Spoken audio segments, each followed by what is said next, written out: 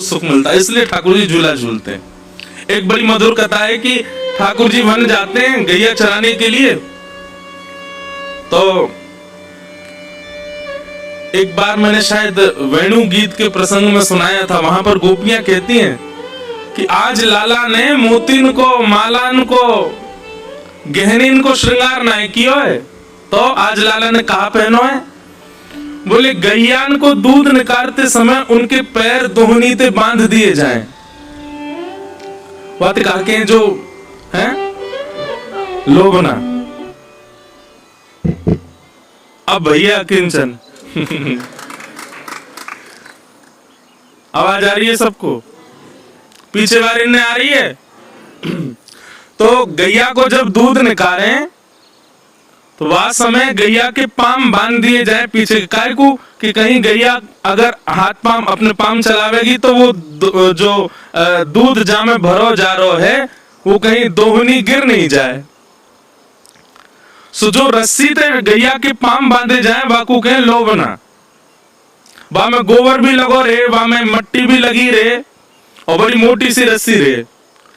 सो आज ठाकुर जी ने मोतिन को मालान को स्वर्ण को श्रृंगार नहीं किया है। आज ठाकुर जी ने खूब सारे लोभना लिए और एक अपने सिर पर बांध लियो है, एक दो अपने गले में बांध लिए, वही के बाजूबंद बना लिए, वही को यहाँ पर बांध लियो है, वही को करधनी में कमर में बांध लियो है। और ठाकुर जी ने आज सर्वांगीण अंग में लोभना धारण किए। आहा, वेणु गीत का श्लोक है, मुझे श्लोक याद नहीं है, पर वहां पर गोपियां कहती आज ठाकुर जी कितने सुंदर लग रहे हैं। क्यों? अरे सखी देखो, कोई श्रृंगार ऐसा नहीं है। आज को श्रृंगार तो प्रसाद बांट रहा है। मतलब बोले ठाकुर जी जब चल रहे हैं तो गले में पहनी भाई रस्सी, हाथन में पहने भाई बाजूबंद, कड़ूलान के रूप में लोभना, उन सबन में मट्टी और गोबर जो लग रहा है वो ठाकुर जी के चलवे थे नेक नेक गिर रहे हो है और ठाकुर जी के अंग पे भी लग रहे हो है। कितने सुंदर लग रहे हैं ठाकुर जी। तभी वर्णन करते हैं कि आज ठाकुर जी जैसे ही वन में गए, सावन को महीना, हवा चलना ही रही, सो ठाकुर जी को सर्वांगीण अंग जो है का है वो गीला है, वो पसीना थे, प्रश्वेत के बिंदु थे। ठाकुर जी बोले हे मधुमंगल श्री दामा, बहुत जोर की गर्मी लग रही है यार, कछु करो। भाई लाला तू अपने सबरे लोभना उतार दे। सो ठाकुर जी ने अपने सिर पर पहनो भयो, हाथन में कलेन में सब जो भी गैयान की रस्सी काई पाम बांधवे की सब दे दें मधुमंगल को। तो मधुमंगल ने एक ते एक दूसरे घुर्र गांठ बांध करके और पेड़ पे एक रस्सी डाली और नीचे घुर्र गांठ बांध के एक तरफ ते एक पैर ते ठाकुर जी चढ़ गए, दूसरी तरफ ते मधुमंगल चढ़ गए और यहाँ श्रीदामा आदि सब सखा व रस्सी को पकड़ करके दोनों को झोटा दे रहे हैं, झुला रहे हैं। जैसे ही झूला झूलना प्रारंभ किया और ऐसे मौसम में ठाकुर जी को ने सुंदर व्यार को अनुभव भयो, तो ठाकुर जी को एक स्वभाव है, जैसे ही कछु ठाकुर जी को भाव है, ठाकुर जी के तुरंत मन में आ जाए कि ये तो श्री जी को प्रस्तुत होना चाहिए, ये तो हमारी श्यामाजू की सेवा में जाना चाहिए। झूला झूलते झूलते ठाकुर जी बोले मधुमंगल तेरे संग आनंद ना आ रहा, तू उतर जा और सुन। श्यामाजू को निमंत्रण दिया, उनको बुलाया, देख कितना सुंदर आनंद आ रहा है। मधुमंगल बोला हम्मेदारी के झूला बनाया हमने, सब करो हमने और झुलावे को श्यामाजू को। अरे तो को बाद में झुला लूंगा, तू उनको बुलाएला। आहा, राधे झूलन पधारो घेर आए बदरा, घेर आए बदरा, घेर आए बदरा, घेर आए बदरा, घेर आए बदरा, श्यामा झूलन पधारो घेर आए बदरा। किशोरी जी अपनी सब सखीन के संग आई हैं। जैसे ललता विशाखा ने आकर के देखी कोरी रस्सी पड़ी है, बस क्या करोगे लाला? बोले यहाँ पर श्यामाजू को बैठाओ, उनको झूला झुलाएंगे। अरे तुम्हें नेक शर्म नहीं आई है? इतनी निष्ठुर रस्सी पे हमारी कोमल सी किशोरी जी को बैठाओगे? श्रम है जाएगो लाडली जी को। किशोरी जी के श्रम को भाव सुनते ही सबन में होड़ लगी है महाराज। सब जा रहे हैं और ढूंढ ढूंढ के सामग्री ऐसी ला रहे हैं कि वह झूला को इतनो सुगम बना दे, इतनो सुंदर बना दे कि हमारी श्यामा जी को श्रम नहीं हो। कहीं ते लता लेके आए, कहीं ते ऐसी बेल लेके आए, कहीं ते सुंदर सुंदर पुष्प लेके आए और सब सखी सहचरीन ने सुंदर झूला तैयार किया और वहां पर सुंदर एक पाटो बिछा करके और किशोरी जी को बैठाया हुआ है। और किशोरी जी को बैठा करके श्री ठाकुर जी झुला रहे हैं। बड़े सुंदर सुंदर पद हैं हिंडोला के, सुनाएंगे अभी 7 तारीख को तो सुनाएंगे ही वृंदावन में। यहाँ पे भी बीच बीच में लेंगे भाव।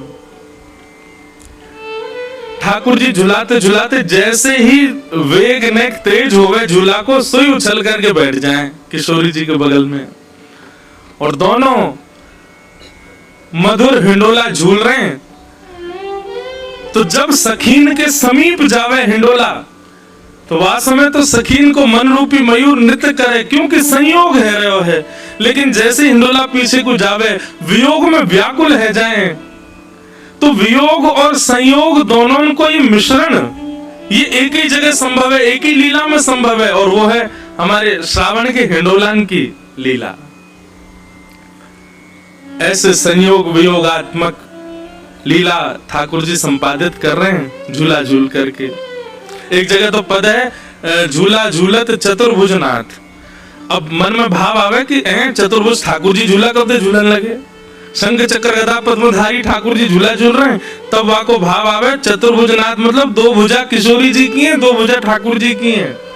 एक दूसरे से कमर लगा के बैठे, मतलब ठाकुर जी पल्लंकु मुंह करके, किशोरी जी इतकु मुंह करके, यहाँ पे किशोरी जी ने पकड़ रखो है और पीछे से ठाकुर जी ने, और दोनों की कमर आपस में मिल रही है, पीठ आपस में जुड़ रही है और सब सखी झुला रही है।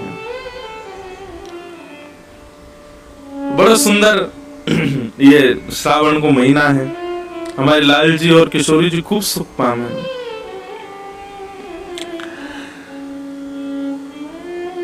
आओ अब कथा क्रम में हम लोग चलें, जो विषय लेके चल रहे हैं उस विषय में ही आगे की चर्चा करेंगे।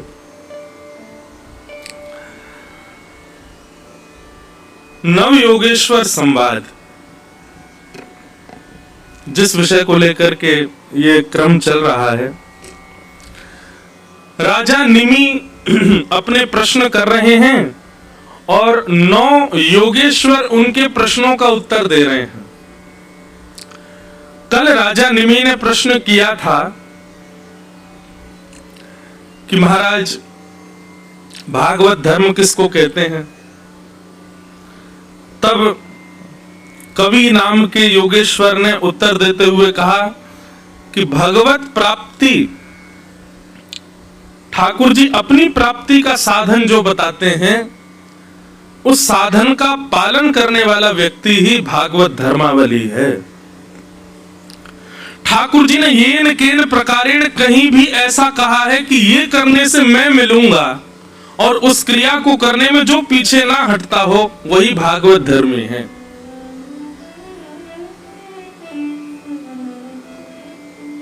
कहो तो कुसुमल साड़ी रंगावा, कहो तो भगवा भेष, कहो तो मोतियन मांग भरावा, कहो तो मोतियन मांग भरावा, कहो छिटकावा केश बाला, कहो छिटकावा केश बाला, मैं बैरागन हूँगी, मैं बैरागन। ये भागवत धर्मावली है। मीराबाई क्या कह रही हैं? कहो तो कुसुमल साड़ी रंगावा। किसी पीत वस्त्र पहने हुए महात्मा को देखती हैं तो मीराबाई पूछती हैं, आपने सारे वस्त्र पीले क्यों पहने हैं? इनको पहनने को अभिप्राय क्या है?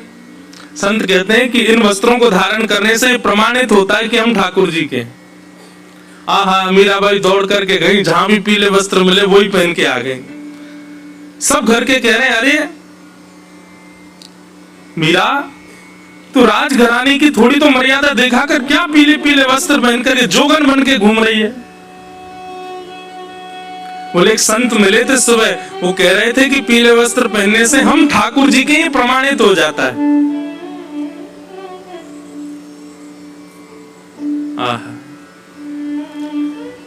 किसी को देख करके मीराबाई ने देखा बड़ा सुंदर श्रृंगार किया है, पूछा कि आपने श्रृंगार क्यों किया। बोले कि दुनिया के लोग श्रृंगार करते हैं कि हमसे कोई रीझ जाए, कोई व्यक्ति रीझे, कोई संसारी व्यक्ति रीझे, पर मेरा श्रृंगार तो इसलिए कि श्याम सुंदर रीझे। मीराबाई ने भी अपना उस दिन मानो जितना श्रृंगार सुंदर था राजघराने में सब धारण कर लिया। महंगे महंगे हार, महंगे महंगे मोती, महंगी महंगी चुनरी। क्यों? आज श्रृंगार क्यों किया? आज तो कोई विशेष तिथि नहीं है मीरा। बोले कि आज सुबह कोई मिला था, उसने कहा कि श्रृंगार इसलिए कर रहे हैं ताकि हमारे श्रृंगार से ठाकुर जी रीझ जाएं। अगले दिन मीराबाई ने किसी को देखा, उसके सिर पर केश ही नहीं थे। मीराबाई ने उसको देख के कहा, तुमने केश क्यों मुड़वा दिए? बोले शास्त्र आज्ञा करते हैं, पंचविंशति तत्वज्ञ यत्र तत्ताश्रमे वशन जटी मुंडी सिखी वापी मुच्यते नात्र संशय।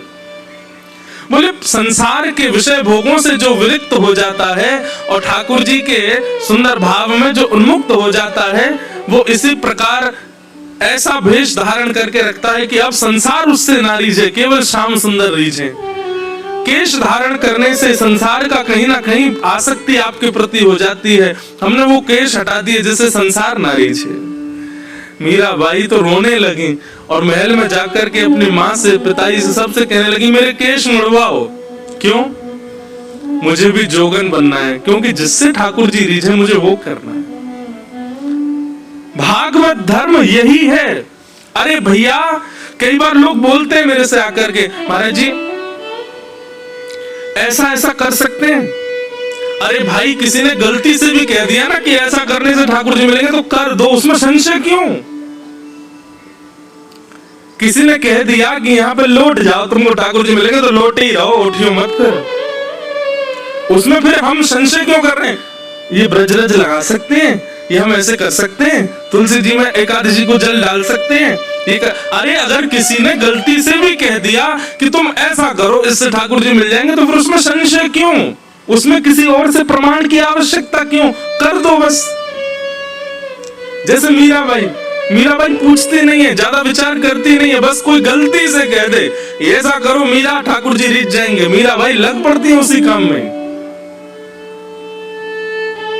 जिन भेषा मारो सावरो रीझे, जिन भेषा मेरो सावरो रीझे, जिन भेषा राधारमण जुड़ी छे, जिन भेषा राधारमण मैं सोही भेष धरूंगी, हो मैं तो सोही भेष धरूंगी, हाँ मैं तो सोही भेष धरूंगी, हो मैं तो सोही भेष धरूंगी। अरे हाँ, मैं बैरागन हूँगी, मैं बैरागन हूँगी, हो बाला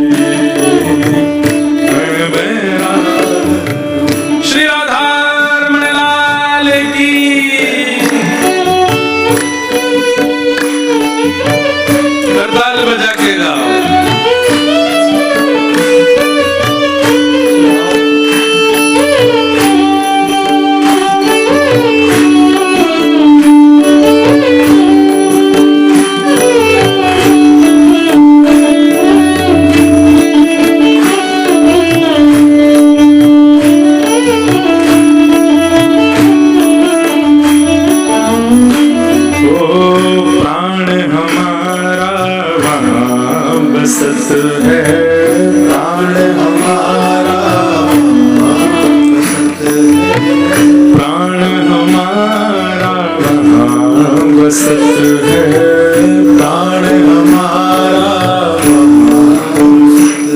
हो यहाँ तो खाली हो, यहाँ तो खाली खोड़ कहते हैं शरीर को, यहाँ तो खाली खोड़, यहाँ तो खाली हो, मात पिता परिवार सोई है, मात पिता परिवार सोई है, मात पिता परिवार सोई है, मात पिता परिवार सोई है, ओ कहिए तिनका तोड़ बला, कहिए तिनका ओ बला, कहिए तिनका तोड़ बला, पर हाँ मैं बैरागन हूँगी, मैं बैरागन ओ बला,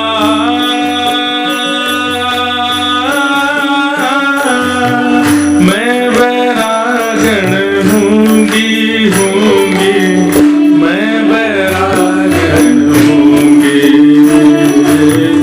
मैं बैरागन, ओ मैं बैरागन हूँगी, मैं बैरागन। एक बालक ने मुझसे एक प्रश्न किया, बोले महाराज जी यदि हम मीराबाई का अनुसरण करें तो कई जगह शास्त्रों की बात और मीराबाई की करनी मेल नहीं खाती, माता पिता की आज्ञा की अवहेलना होती है, पति परिवार कुल खानी उन सब का त्याग करना पड़ता है, तब जाकर के मीराबाई जैसा भाव संपन्न हो सकता है। बहुत ध्यान से सुनना। और वही शास्त्र कहते हैं माता पिता की आज्ञा मानो, आदि आदि व्यवहार निभाओ, संसार में जिस काम से आए हो वो करो। इसमें एक उत्तर समझ में आता है, बहुत ध्यान से सुनना। यदि आपके चित्त में किंचित भी संशय उत्पन्न हो रहा है अपनी भक्ति के प्रति कि कहीं मैं गलत तो नहीं कर रहा, अपनी भक्ति पर एक क्षण के लिए भी ये भाव आता है कि कहीं हम गलत तो नहीं कर रहे हैं, तो आपको अपराध लगेगा। पर मीराबाई को तो पूर्ण विश्वास था कि वो जो कर रही हैं वो परम शुद्ध है, परम सत्य है और परम सात्विक है। उनके चित्त में किंचित भी संशय नहीं आता था। भले शास्त्रों में कहीं कहीं ये बात है कि भाई पति की भाव मानो, कुल खानदान में रहो, अपनी मर्यादाओं का पालन करो, माता पिता की आज्ञा सर्वोपरि है, आदि आदि। पर मीराबाई अपने सुख का विचार ना करते हुए अपनी भक्ति को प्रधान मान करके सब क्रिया करती हैं, और उसमें उनको कोई संशय नहीं होता कि मैं जो कर रही हूं ये गलत है। ये संशय ही नहीं है, उनके चित्त में ही नहीं आता। इसलिए मीराबाई अपराध विमुक्त हैं। पर आप कोई क्रिया करते और आपको तुरंत मन में आ जाता है कि ये तो कहीं गलत तो नहीं, आपको अपराध लग सकता है। इसलिए आप शास्त्र की बात ही मानो, आप गुरुजनों की आज्ञा ही मानो। आप उस स्थिति में नहीं पहुंचे जिस स्थिति में मीराबाई है। मीराबाई तो कहती हैं, मीराबाई को सब कहते हैं, बोले कि तुम ठाकुर जी का गुणगान गाना बंद कर दो। अरे जिसके घर में रहती हो वही तुम्हें विष देना चाहता है, मत गाया करो। मीराबाई कहती हैं, अब उनका भाव देखो। मीराबाई कहती हैं, अगर राणा यानी कि उनके देवर जब पति पधार गए मीराबाई को, उसके बाद मीराबाई कहती है, राणा अगर मुझसे रूठ गया तो ज्यादा से ज्यादा क्या करेगा, मुझे अपने घर से निकाल देगा, अपने महल से निकाल देगा। लेकिन ठाकुर जी रूठ गए तो उनका तो पूरा ब्रह्मांड है, मैं जाऊंगी कहां फिर। मैं तो गोविंद रा गुण गासूं, राणा जी रूठे तो मने काय कर से। मैं तो माधव रा गुण गासूं, राणा जी रूठे तो मने काय कर से। बहुत सुंदर भाव है। एक प्रकार से कहें, ये सब भाव हम जो कह रहे हैं ना, संपूर्ण श्रीमद् भागवत में भक्ति लक्षण जो है, ये सब आपको मीराबाई में दिख जाएंगे। संपूर्ण भागवत में भक्ति लक्षण जो हैं, ये सब आपको श्री सूरदास जी में दिख जाएंगे, श्री कृष्णदास में। ये जितने भी भक्त लेवल के जितने भी वैष्णव हैं, जिनकी हम चर्चा कथा में करते हैं, इन सब के जीवन को देखोगे, इन सब में वो गुण दिख जाएगा जो भागवत में एक भक्त को करने चाहिए।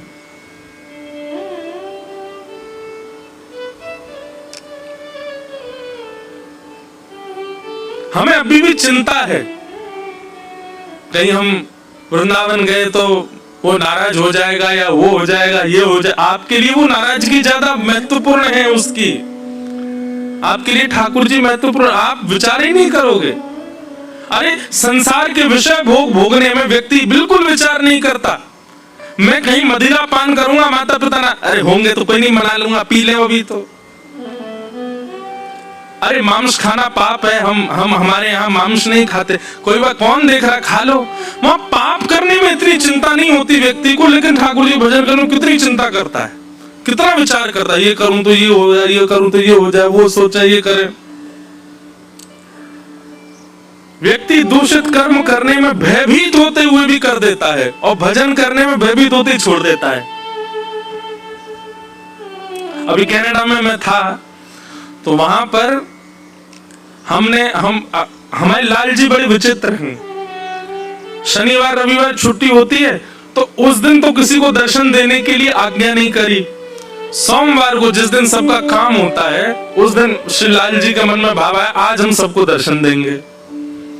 तो हमने रविवार को कहा कि भाई कल ठाकुर जी का दर्शन 2 बजे से दोपहर में होगा। तो जितने लोग बैठे सब बोले, महाराज जी हमारे तो काम होते हैं, किसी का कॉलेज होता है, किसी। मैंने भाई अब तो यही उपचार है, परसों तो हम जा रहे हैं वापस, कल ही दर्शन होंगे लाल जी के। अब हमको ऐसा भाव आया कि वही आएगा जो अधिकारी होगा, सब नहीं आएंगे, भीड़ नहीं आएगी। दूसरे दिन महाराज इतनी भीड़ आई लाल जी का दर्शन करने। अब मैं सबसे पूछूं तुम्हारा काम, बोले हम सिक लीव डाल के आए हैं, हम झूठ बोल के आए हैं, हमारा लंच टाइम था, हम भाग के आए हैं। 2 बालक आए, बड़े प्रसन्न मुद्रा में नाच रहे थे। मैंने कहा हाँ भाई तुम्हारा काम, बोले हमको तो महाराज जी हमारे काम से फायर कर दिया, निकाल दिया। मैंने तो नाच क्यों रहे हो? बोले श्री गिरधर लाल जी ने आज ऐसा लगता है कि स्वीकार किया, एक बंधन था वो छुड़वा ही दिया हमारा। अरे मेरे की घर कैसे चलेगा तुम्हारा? बोले कुछ दूसरी व्यवस्था इन्होंने छुड़वाई, यही करेंगे। मैंने कहा बस ये विश्वास चाहिए जैसा है। अब संसारी व्यक्ति तो इस बात में मुझे कोस सकता है, मतलब क्या सिखा रहे हो तुम लोगों को, सब छोड़ छाड़ दो हैं, ये सिखा रहे हो। हम कभी नहीं कर, बिल्कुल बने रहो जहां हो वहीं के रहो। लेकिन जिस दिन ऐसा अटूट विश्वास हो गया ना, मेरे कहने से नहीं छोड़ोगे, तुम खुद ही छोड़ दोगे सब।